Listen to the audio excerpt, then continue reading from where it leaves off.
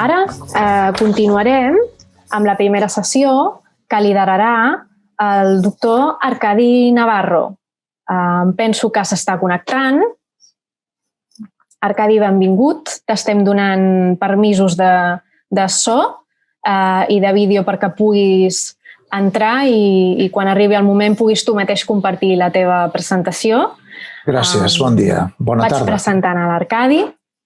El doctor Arcadi Navarro farà la primera sessió, que serà on tot comença, la teoria sintètica de l'evolució, i 4 pinzellades del seu currículum, que és molt llarg, no acabaríem. Ell és doctor en biologia, és professor d'investigació i crea aquí a l'IBE, a l'Institut de Biologia Evolutiva. A més, és catedràtic de genètica de la UPF, director de l'European Genome Phenome Archive al CRG, un altre centre de recerca, i a més és actualment director general de la Fundació Pasqual Maragall. Arcadi, benvingut. És un plaer tenir-te avui. I bé, simplement comentar el que ja hem dit, que podies compartir tu mateix la teva pantalla i quan tu vulguis, the floor is yours. Carai, moltes gràcies, Pilar. Gràcies per convidar-me, gràcies per organitzar això, però no gràcies per la vergonya que passaré ara, perquè, vaja, vosaltres potser no en sou tots conscients, però estic veient que aquí a l'audiència hi ha algunes persones que conec, fins i tot alguna persona que conec molt bé. Aquí ja veig la imatge del Jordi, per exemple, el Jordi Portabella, hi ha altres professors, que hi ha el Carles Alveza, pel que veig també, francament, probablement ho faríeu millor vosaltres que no pas jo, però vaja, m'hi vaig comprometre i no ho deixaré córrer. És un plaer participar en aquesta trobada.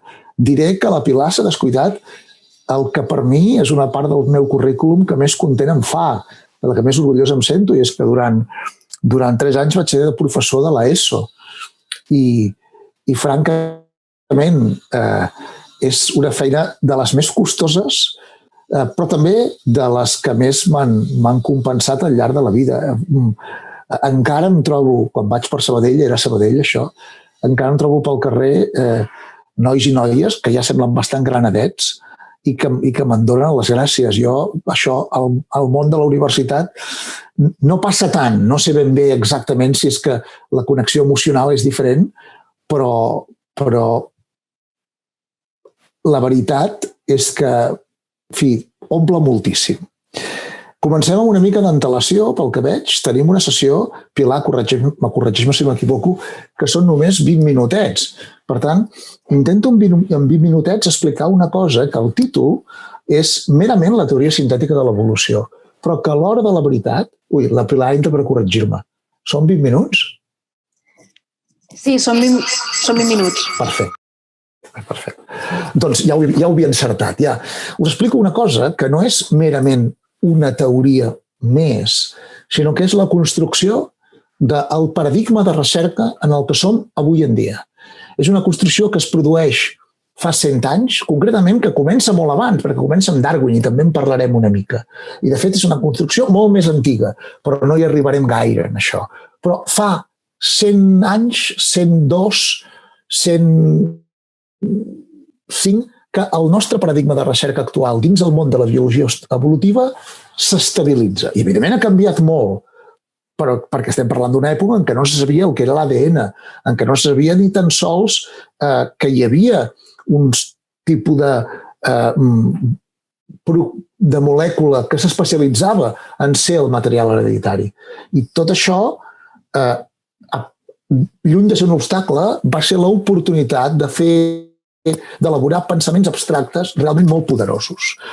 Aquesta presentació que us passo ara, ja veureu que és molt senzilla, evidentment us la farem arribar, li passaré a la Pilar perquè us la faci arribar, i estarà a la vostra disposició. I naturalment jo també seré a la vostra disposició per qualsevol cosa que vulgueu comentar, siguin qüestions o siguin com és possible que facin el Jordi i el Carles crítiques dures. No?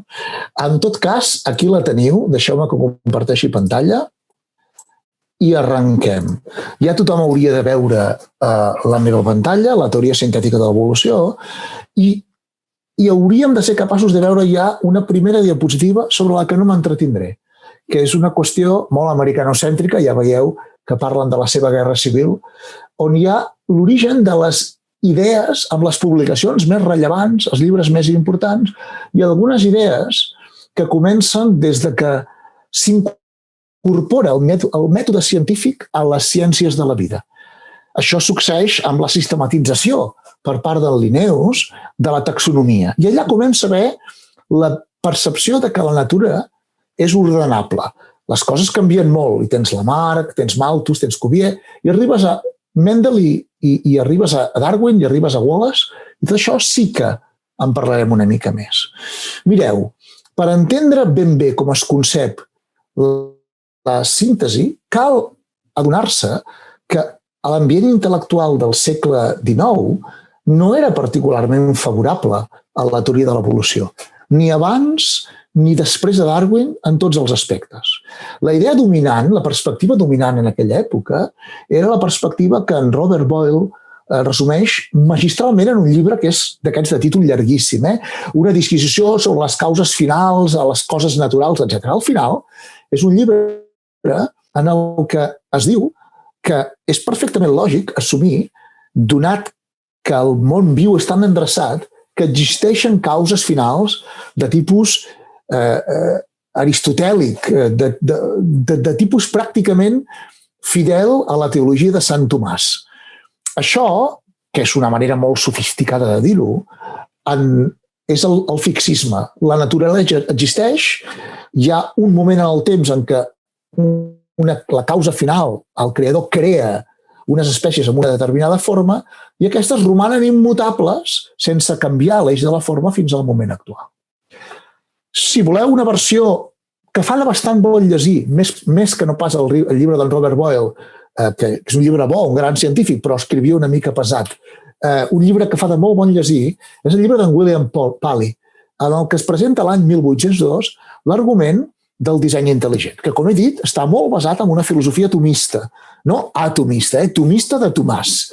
El que ve a dir és que veiem tant ordre a la natura que és lògic inferir que hi ha un ordenador, i aquest ordenador, naturalment, és el creador, etc. Això, hi ha un altre tema molt rellevant aquí, que és que aquests arguments de la creació s'originen a Occident i s'originen en el context de religions monoteistes. No s'originen a altres llocs del món. Però avui no hi puc entrar. És un tema molt important. La primera gran formalització, no la primera idea, però sí la primera gran formalització que fuig d'aquest argument, fuig en part d'aquest argument, fuig del fixisme, és la idea d'en Lamarck. Al final, quan expliquem nosaltres, quan jo explicava a classe, també explicava una pel·lícula de bons i dolents. I els deia, mira, el Lamarck l'equivocat, Darwin el que tenia raó. Al final això no és així en absolut. Ja veureu, avui explicarem una cosa en aquest sentit. Però en Lamarck el que aporta és la idea d'escolteu, comencem a tenir fòssils, comencem a tenir evidència de que les espècies no han remangut estables al llarg de tota la vida a la Terra i, per tant, haurien de saber per què. I ell proposa com les espècies poden modificar-se gràcies als caràcters adquirits. I una mica Lamarck proposa aquesta idea. Proposa que les espècies van canviant. Aquí tinc totes les línies en paral·lel perquè no quedi desendreçat, però no necessàriament totes canvien al mateix ritme. Van canviant l'eix de la forma.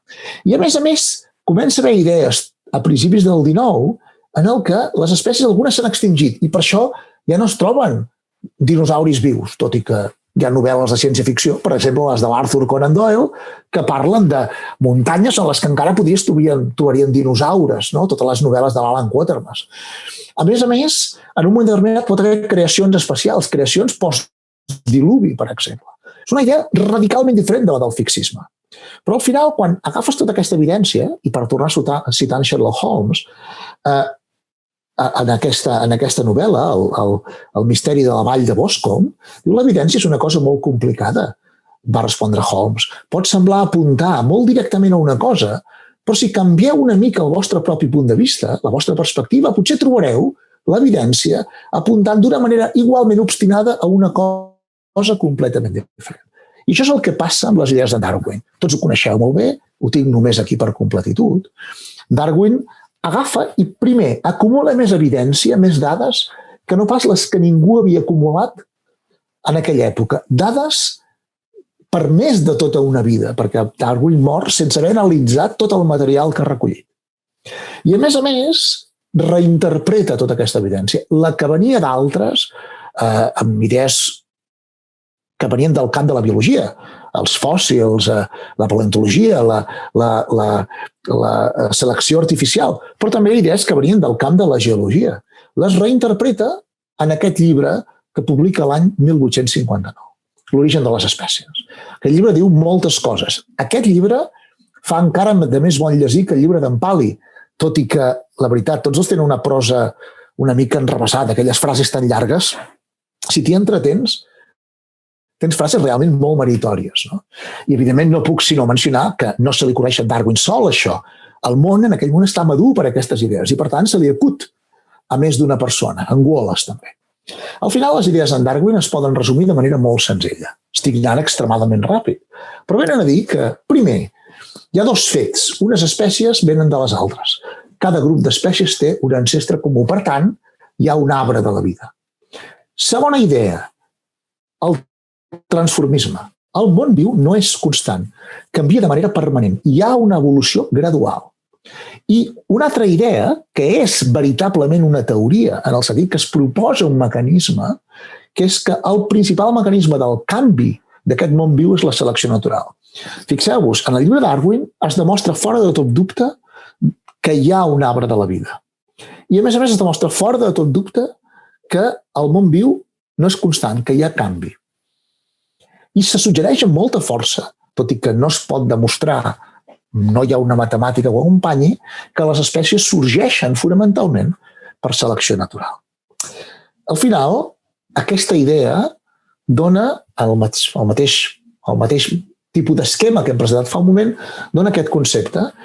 L'eix de la forma ve per aquest tipus de canvi que succeeix al llarg del temps i que té aquest aspecte d'arbre en què unes espècies venen de les altres. Bé, l'evolució, per tant, és el fenomen de descendència amb modificació, és l'existència d'aquest arbre, de la modificació i de la descendència comú. Això és l'evolució. En realitat, la selecció natural no és l'evolució, és un mecanisme d'evolució, però en podria haver d'altres. La selecció sexual, la migració, la deriva genètica, avui dia els coneixem. A l'època d'en Darwin no es coneixien gaire. Ell mateix triga gairebé 20 anys en publicar, 12 anys, en publicar el llibre en què explica el mecanisme de selecció sexual, que el publica l'any 71. No? Aquest és el resum del que he dit fins ara. Al final del segle XIX hi ha un senyor, en Charles Darwin, que dona un cop de puny a la taula i ens proposa que l'evolució s'ha donat a la Terra i que, a més, el mecanisme privilegiat que produeix evolució és la selecció natural. Quina és l'acceptació d'aquestes idees després de la seva publicació? Doncs passa una cosa ben curiosa. No vull entrar a la polèmica religiosa i a la censura, no. Però passa un fenomen ben estrany. I és que, molt ràpidament, perquè, com he dit, tota l'elit científica estava perfectament preparada per assumir aquesta idea, l'elit científica accepta clarament el concepte d'arbre de la vida. Accepta clarament la idea que unes espècies venen de les altres. Que cada grup d'espècies que un agafa té un ancestre comú. Això vol dir un gran esforç d'imaginació, perquè si tu penses, no sé, amb els èquids, doncs ja ho veus que sí que poden tenir un ancestre comú. Però si penses amb els pins, els plàtans, els tigres i les mosques, costa més d'imaginar. I si al damunt, aquí poses els humans, realment et trenca els esquemes. Però tot i així aquesta idea s'accepta força. En canvi, la idea de gradualisme es debat amb molta força, perquè costa molt d'acceptar que el gruix del canvi succeeix tan a poc. I encara s'accepta menys el principi de selecció natural. Aquestes dues idees costen molt d'acceptar per diversos motius. Entre altres coses perquè a la natura de tant en tant succeeixen canvis no graduals. El que en el segle XIX al Regne Unit s'anomenava sports, aquestes ovelles amb dos caps que apareixen, aquestes mutacions molt sobtades que no semblen en absolut graduals. En Darwin no les explica i allò, en una època en què els circs, per exemple, es basaven fonamentalment en ensenyar aquests éssers extraordinaris, doncs no acaba de quadrar amb la idea d'en Darwin. I la selecció natural no s'acaba d'entendre perquè hi ha una qüestió bàsica, i és que si jo tinc selecció natural que va fixant totes les variants afavorides i va eliminant les variants dolentes, escolta, o si les afavorides es fixen i les dolentes s'eliminen, com és que encara hi ha variabilitat a la natura? Però encara hi ha més problemes que no pas aquests que venen estrictament de l'àmbit de la teoria. Les causes d'acceptació venen dels prejudicis religiosos, que ja dic que no hi entraria, de la mateixa teoria que ja he comentat, però sobretot de coses que no hi són en aquell moment a la teoria. Per exemple, costa molt d'acceptar per part dels físics de l'època, per part dels geòlegs de l'època, la manca de temps. Perquè hi hagi canvi gradual per selecció natural, cal molt temps i s'argumentava que no n'hi havia. I a més, no hi ha tampoc una bona teoria de l'herència. No se sap, com explicava fa un moment, com passen les característiques dels organismes de pares a fills. I, per tant, no se sap si realment la teoria de la selecció natural, que implica que els pares s'assemblin als fills, pot funcionar de manera consistent, no?, al llarg del temps.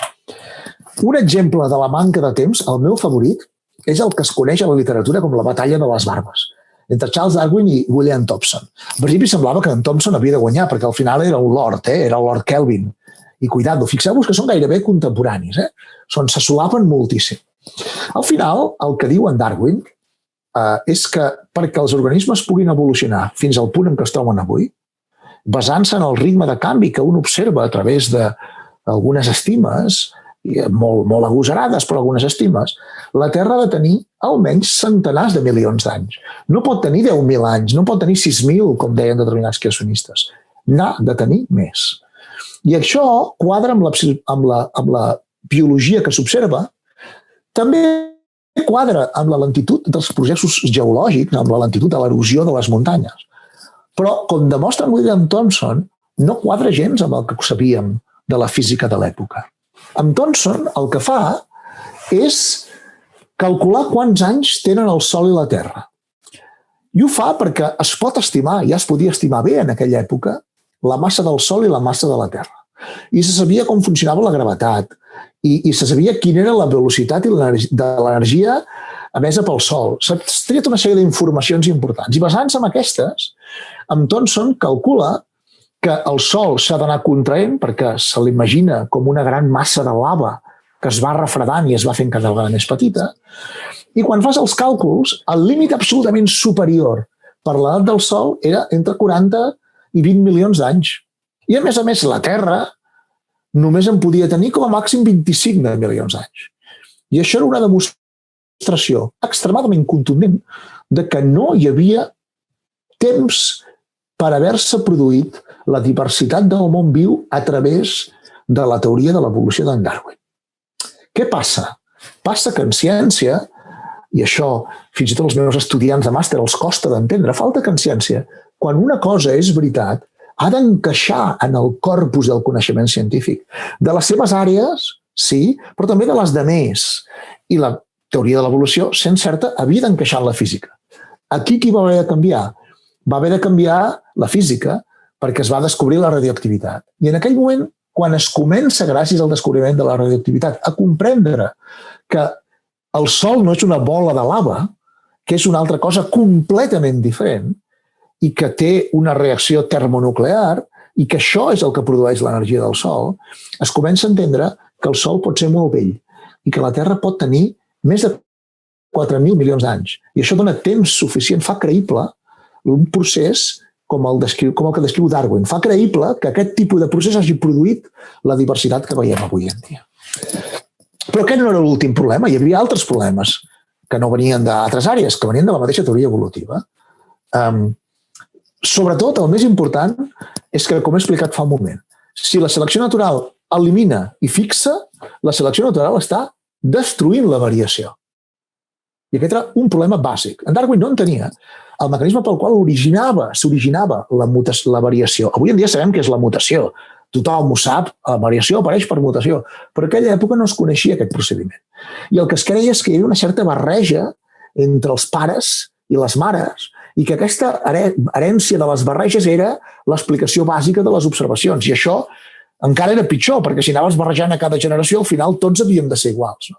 En aquella època no es coneixien encara les idees de Mendel, que ajuden molt a entendre aquest procés d'herència. Això no es va redescobrir fins a principis del segle XX, fins a més de 50 anys després de que tot aquest debat comencés a tenir-se. I al final, i avui ho haig de deixar aquí, però això és interessantíssim, si vas veient les diverses edicions del llibre d'en Darwin, cap a l'edició número 6, en Darwin ja s'ha fet lamarquista. Ja s'adona que l'única teoria que té per explicar que aparell i variació a la natura és que hi ha herència de caràcters adquirits. Això a ell li dol molt, perquè és conscient que això era un forat. Ell ho explica, ja té cartes personals, però també té l'últim capítol del seu llibre que parla de quins són els forats de la seva teoria. I al final de la seva vida, ja omplint-lo, l'omple amb l'amarquisme. Per tant, compte, que encara que el lamarquisme s'hagi demostrat que no és cert, tal com es formulava en aquella època, en Darwin l'acaba adoptant. Però hi ha encara un altre problema. El problema quan a la teoria de l'herència, com he dit, no se soluciona fins que es redescobreixen les lleis de Mendel. De Vries, Correns i altres, a l'any 1901 les descobreixen. I fan una cosa que és èticament meravellosa. Quan ells tenen uns resultats científics que els quadren, troben un paper molt obscur escrit per una revista en alemany que diu el mateix i en comptes de guardar-lo en un calaix, aquest article, el que fan és publicitar-lo. I li donen tots el focus i tota la fama a la persona que feia dècades havia descobert les seves mateixes idees. Ja sabeu el que diu la teoria del Mendel, no us la repetiré aquí, però al final hi ha diverses coses que no encaixen. Primer, la selecció natural ha d'acabar amb la variació. Però, a més, és que si les idees d'en Mendel sobre herència eren certes, el gradualisme d'en Darwin no s'aguanta per enlloc, perquè pensem en tots els caràcters que va estudiar Mendel. Tots eren caràcters discrets, discontinus. Els pèsols podien ser oberts o grocs, les plantes o altes o baixes, les llavors rugoses o no rugoses. No hi havia una gradualitat. I això genera un problema enorme. Hi ha dues grans escoles de pensament, a principis del segle XX, absolutament enfrontades. La primera, les persones com en Galton, que era cosí d'en Darwin, que havia descobert la regressió, per exemple, que defensaven que encara era possible el gradualisme, i les persones que deien, escolteu, cada vegada que nosaltres anem a la natura a mirar alguna cosa, siguin pèsols o siguin mosques, el que trobem és proves de no gradualisme. Això genera un moment històric que es coneix com, de fet, l'eclipsi del darwinisme. El darwinisme, un cop ja convençut de la comunitat de que hi ha un arbre de la vida, les altres qüestions, el gradualisme i la selecció natural, es menystenen, no els hi agraden. No? I això és el panorama fins l'any 1918. Fins que un noi, aleshores molt jove, en Ronald Fisher, publica un article que es titula, un article molt llarg, però entre el títol té patrons d'herència poligènica, que resol el problema d'aquestes dues escoles de pensament absolutament enfrontades. Com resol aquest problema? Aquest problema fàcil. El que fa... fàcil no. No és fàcil. Però el que fa és desenvolupar tot un aparatatge matemàtic que demostra que herència mendeliana i gradualisme són perfectament compatibles. En Fisher és molt conegut, us sonarà, és un geni, ha contribuït a l'estadística, a la física, a la biologia evolutiva, a la sociologia. A tots els que hagueu patit l'anàlisi de la variança quan estudiàveu estadística, l'anàlisi de la variança se'l va inventar el Fisher. I tots els que hagueu patit determinades idees d'eugenèsia se les va inventar el Fisher també. en aquest aspecte de la seva vida va ser un geni malvat, és a dir, autènticament més racista que el promig dels genis i que el promig de les persones a la seva època. Però vaja, avui no entrarem en això tampoc, perquè estic a punt d'esgotar els meus 20 minuts. I us diré simplement quina és la base de per què aquests articles de l'any 1918 revoluciona el nostre concepte de teoria evolutiva i de teoria de l'herència, els fusiona i ens permet arribar fins al moment actual. Fixeu-vos. Aquí a la dreta veieu, suposo que tothom deu veure el meu ratolí, i si no, em faig servir el meu punter, aquí està. Aquí veieu el que passa en el cas de un exemple d'herència mendeliana amb dominància. El caràcter que sigui acaben tenint 3 formes a la població. Un homozigot, l'altre homozigot i l'heterozigot. Això podria ser, per exemple, l'alçada, la distribució de les alçades de les plantes. Acabes tenint de 3 alçades, les més altes, les més baixes i les intermitges. Què passa, en Fisher s'adona, si un caràcter, en comptes d'estar determinat per un locus, està determinat per 2 loci, 2 gens. El que passa és que tens una distribució en què ja apareixen 5 combinacions possibles. I si en tens 3, te n'apareixen més. I d'aquí, seguint aquesta lògica, arribes a la conclusió de que si tens més loci, tindràs una distribució normal, és a dir, una distribució aparentment contínua del caràcter. L'efecte d'aquests loci, de cadascun d'ells, és el mateix tipus d'efecte que en Mendel descriu. És un efecte additiu.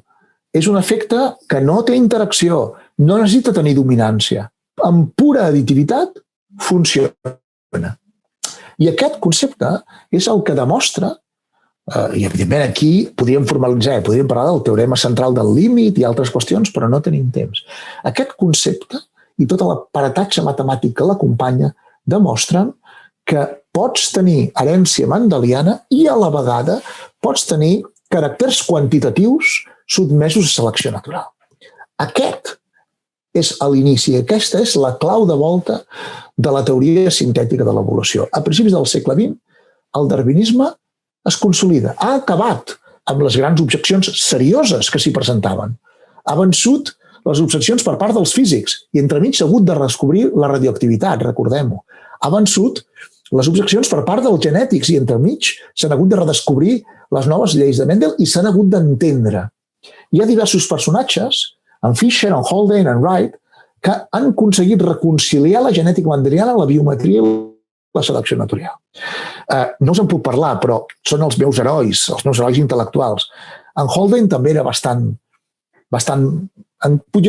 m'atreviria a dir fins i tot més genial que en Fisher, i no era tan mala persona, però tenia molt mal humor. Va celebrar el seu 70 aniversari, això és famós, anant a un pub anglès i insultant a la reina per provocar una baralla i veure si encara era capaç de tombar a uns mariners. No? Era un paio enorme, 1,80 m i pico per l'època, descomunal. I en Sewell Wright va arribar gairebé als 100 anys i haig de dir que és una persona a la que em vejo profundament perquè l'any després de mort va publicar més articles pòstums dels que jo he publicat cada any de la meva vida. No? Un autèntic geni que publicava encara després d'estar retirat, encara anava fent ciència. Aquestes persones i d'altres, que no tinc temps d'explicar, confirmen, sintetitzen, creen la teoria sintètica de l'evolució, també coneguda com a neodarwinisme, en el que hi ha una idea central, un paradigma. La variació dins de la població és la base per l'evolució. I aquesta variació sabem com sorgeix. Sabem que sorgeix per mutació. I avui en dia sabem, ara l'Helena ens en parlarà, d'aquesta variació, a més, està distribuïda en diversos gens al llarg del genoma, en diverses posicions, que n'hi ha de molts tipus, etc. Però no només ens aporta la perspectiva actual, sinó que la teoria sintètica defineix encara el nostre programa de recerca. A quines coses ens dediquem els biòlegs evolutius? Fonamentalment, a moltes, d'acord, moltíssimes, cadascú la seva, cadascú el seu organisme, cadascú el seu problema. Però al final es poden sintetitzar en dues. Mesurem la variació a la natura, sigui d'un gen, sigui d'un ecosistema, sigui d'un conjunt d'espècies, sigui de tot un genoma, sigui la diversitat cel·lular dins un teixit. Mesurem la variació i procurem entendre de quina manera les diverses forces evolutives, inclosa la selecció natural, però no només, afecten aquesta variació. Aquest és el paradigma de recerca que es crea amb la teoria sintètica de l'evolució i que ha arribat fins avui en dia al segle XXI. I amb això acabo, em temo que una mica més dels meus 20 minuts. Moltíssimes gràcies. No sé si tenim temps per fer preguntes, Pilar, o si toca. Efectivament, tenim uns minuts per fer algunes preguntes. Podeu deixar-les escrites aquí al xat. Deixem uns moments per veure si algú s'anima. De mentre jo et faré una pregunta, Arcadi, si no et fa res. Moltes gràcies per la teva xerrada, ha estat molt inspiradora. Em penso que per obrir la sessió és fantàstic perquè ens has ficat a tots en context i a través dels personatges històrics ens has portat fins a dia d'avui. I jo et volia demanar, una mica tornant a l'avui, al context del curs de professors, has parlat de la gravitació durant la teva xerrada, no? I tothom accepta la teoria de la gravitació a dia d'avui, no?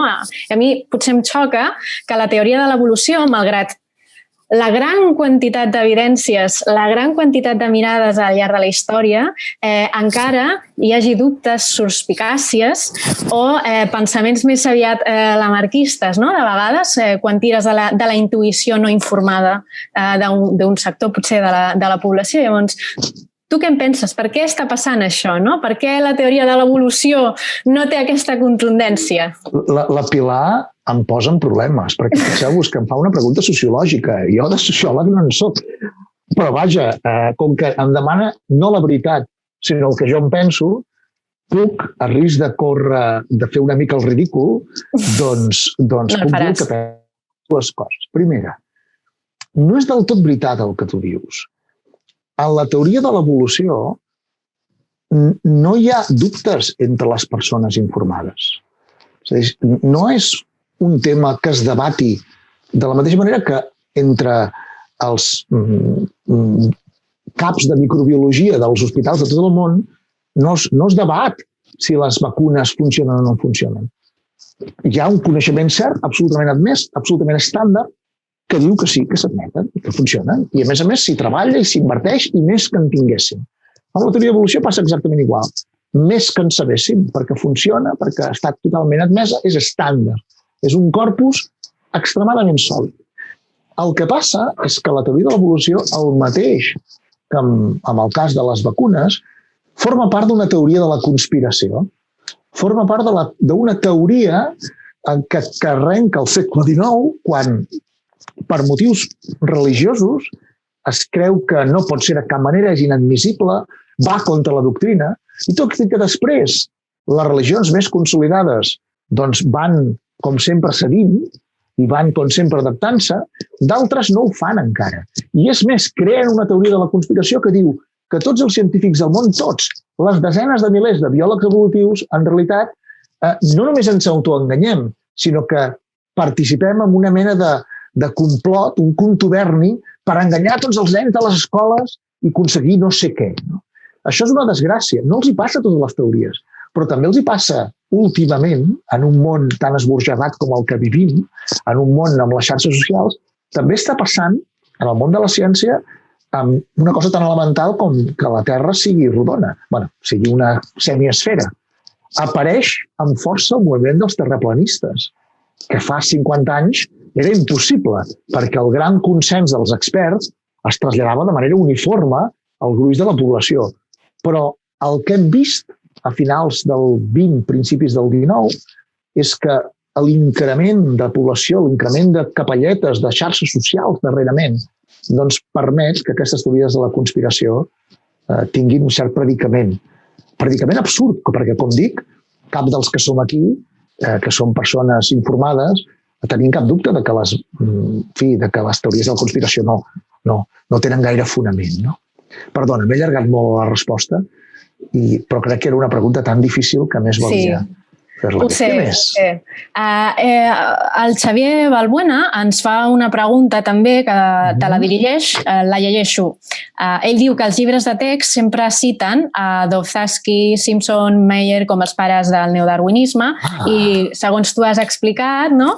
Has donat molt més protagonisme a Fisher i a Haldane. Llavors ella et pregunta per què. Perquè he preferit mencionar... La pregunta és molt sofisticada, és molt bona. I detecto un biaix personal meu, que jo crec que està justificat, però molt ben detectat. Jo he preferit fer èmfasi en les persones que van formalitzar matemàticament la teoria. Al final, la base de qualsevol teoria formal és l'aparatatge matemàtic sobre el que està construïda. I Meyer va fer enormes contribucions, també va viure fins que va ser molt gran i va escriure molt sobre filosofia de la biologia. Dobzhansky va ser absolutament trencador en creant pràcticament ell sol el gran mecanisme que durant dècades, el gran model experimental que durant dècades ha servit la mosca del vinagre. Hi ha altres contribucions, evidentment. Hi ha Miller, que va treure un premi Nobel per les coses de la mutació, però Dostoevsky era una altra gran figura intel·lectual. Però caps d'ells va fer la formalització que Fisher, Haldane i Wright fan. És més, avui en dia, quan llegeixes Dobzhansky, per exemple, quan llegeixes Simpson, veus que ja t'ho saps tot i que gran part del que han fet ja està assumit. En canvi, llegeixes Haldane i t'adones que té dues frases escrites així en plan ràpid, potser notes al marge, que poden esdevenir articles complets, que poden esdevenir tesis doctorals. Encara passa 100 anys després. I per tant jo tinc la tendència, potser personal, de donar-los més protagonista amb ells.